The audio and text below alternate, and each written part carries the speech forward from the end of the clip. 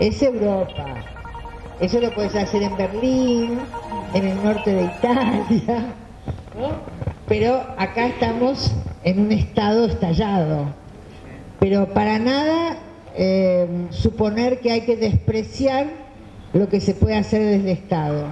El problema es que yo he visto la crisis de colegas a los que he supervisado cuando van imbuidos de la idea que desde el Estado podían transformar y se encuentran con una realidad durísima que te parece que no puedes transformar nada o permite ese gobierno que traigan al diablo.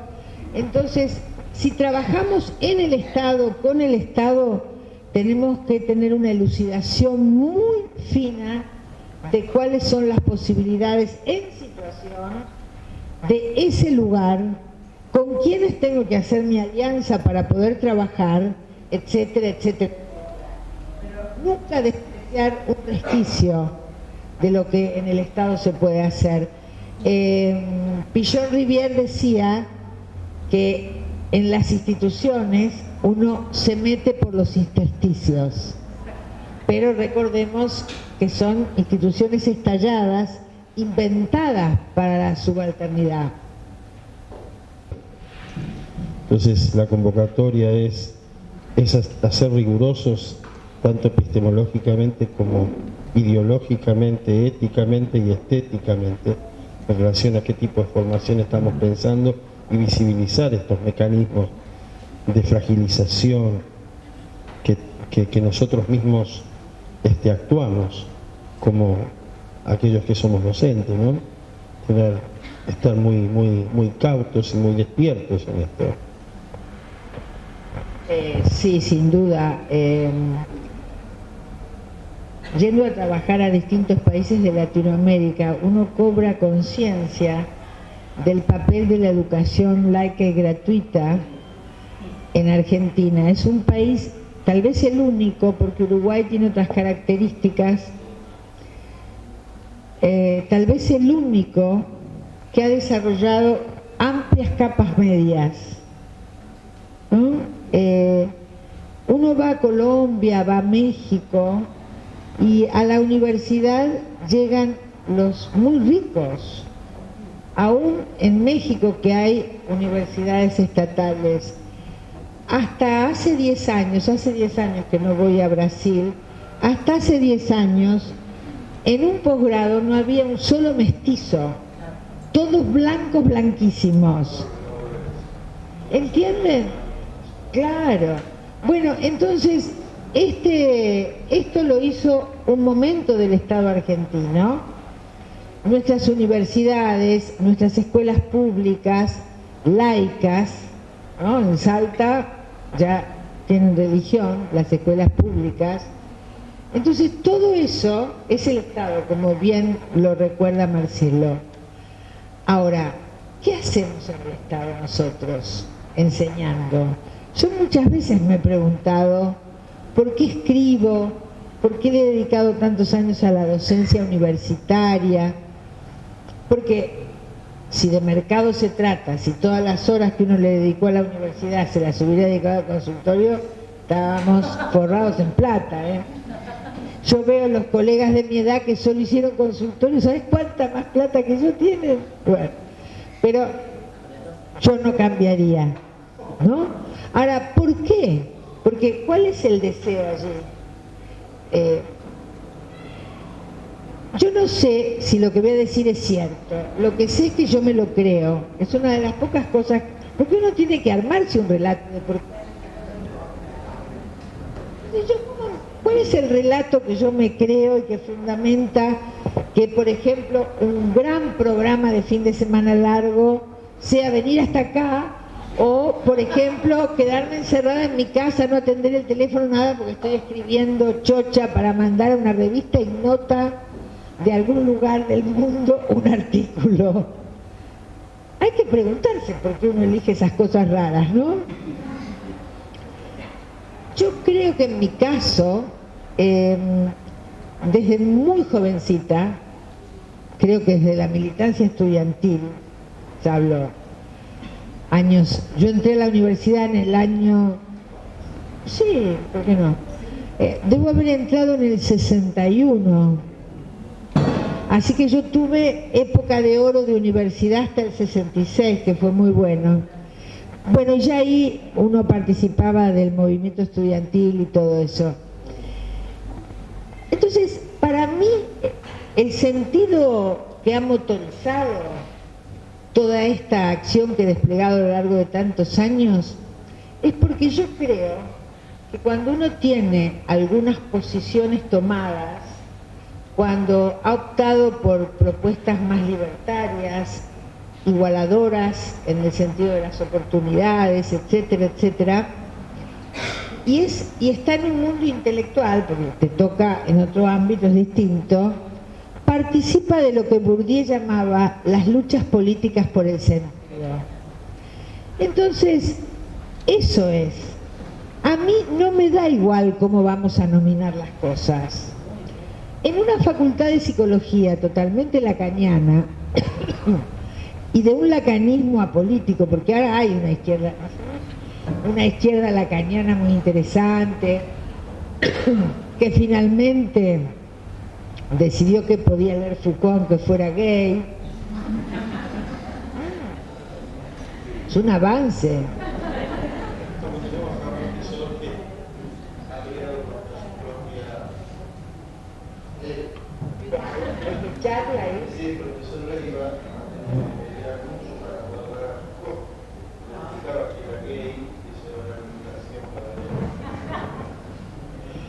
Bueno, a ver, en la Facultad de Filosofía y Letras de la UBA, recién ahora empieza a haber seminarios sobre Foucault o Deleuze. En realidad, los alumnos hacían grupos de estudio autoconvocados y chau, se cansaron de pedir. Llegaban hasta Hegel, más o menos. Entonces, en esas luchas políticas por el sentido, uno a su vez cobra sentido. Puede producir intelectualmente, puede seguir o no lo que uno ha podido pensar, que está siempre a disposición de quienes necesiten y les resulta herramienta, pero al mismo tiempo te potencia vos mismo, porque vos ves que estás en un combate contra las ideas que vos ubicás como muy reaccionarias. A lo mejor te equivocás de posición, te equivocás de lectura, en una oportunidad hiciste una alianza que después te arrepentís, no sé.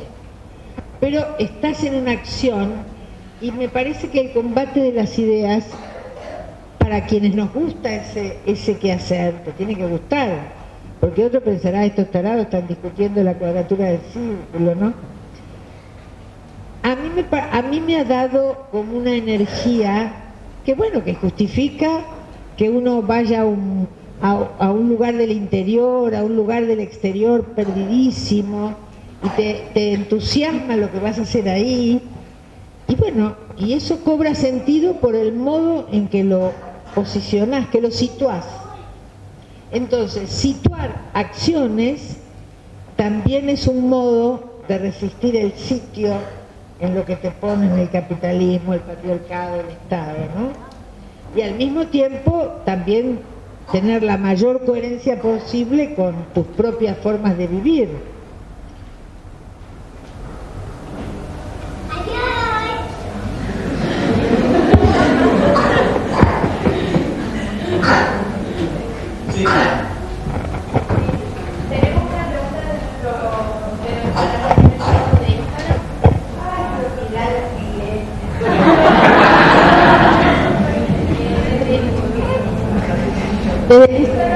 Daniela pregunta, ¿cómo piensa el proceso de descolonización dentro de nuestro país en el actual contexto político y qué acciones situar en ese sentido?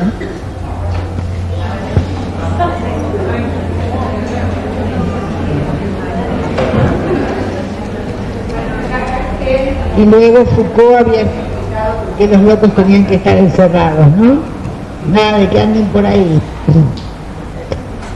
En países tan feroces como los nuestros, de Italia y la anticolonialización, en el 2001, por unos besitos, decía que en la crisis del 2001, que fue también muy feroz, pero que se inventaron a partir de ella, siempre la invención colectiva, ¿no? En la crisis. Se inventaron las asambleas barriales, que fueron una experiencia maravillosa, las fábricas recuperadas. Bueno, en el 2001, por unos pesitos, los internos asesoraban a gente que estaba en situación de calle para que entrara por la guardia simulando que estaban locos, con una gran efectividad. Imagínense lo que debe ser preferir entrar al Borda, no sé si alguien alguna vez entró al Borda, entrar al Borda que el desamparo. Bueno, entonces ahí era como lo contrario de la desmanicomialización. Hoy tenemos la gente en situación de calle que prefiere estar en la calle porque dicen que en el parador les roban todo. Entonces, me parece que hay que tomar en un sentido muy amplio los procesos de desmanicomialización, porque la gente que son, hay una paciente, ¿cómo es que lo llaman? Los sobrevivientes de la psiquiatría, que es toda una movida internacional, son los más vulnerables a la falta de empleo, a la falta de recursos. Pero, por supuesto, hay otros métodos, ¿no? Las redes de ayuda mutua. Me parece que hay modos de resistir, pero también es cierto que hay una movida en el actual gobierno que es poco interés por los manicomios, pero cambiar la onda, como diría alguien, que es armar neurociencias ahí. Todo neurociencias es interesante, ¿no ves que no son nada tontos? ¿De qué modo podés tener mejor control de todo eso que con neurociencias? Andá a armar asambleas de sala. ¿Para qué? Neurociencia. Más allá del valor específico de la neurociencia, que es otra cosa, ¿no? Entonces, la cuestión antimanicomial hoy atraviesa en las situaciones de países que están en una crisis muy profunda nuevas formas alternativas de resistir a la medicina hegemónica.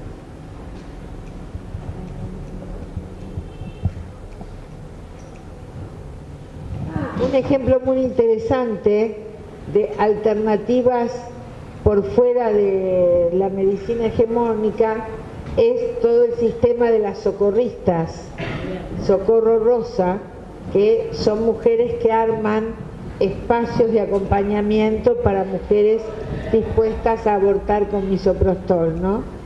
Yo las conocí en su inicio en Neuquén, una maravilla, un grupo fantástico, y hoy hay socorristas por todo el país. Ahí también donde el Estado obstaculiza, es la fuerza del demos, como dirían los griegos. Muy interesante, como son formas de resistencia a esto que hoy llamamos posdemocracia. ¿Qué es la posdemocracia? La democracia sin pueblo, donde la gente, nosotros decimos esto no es una dictadura porque votamos, pero es lo único que hacemos, ¿no? Somos los convidados de piedra de este sistema. Bueno, algunos autores como Rancière le llaman sistemas postdemocráticos.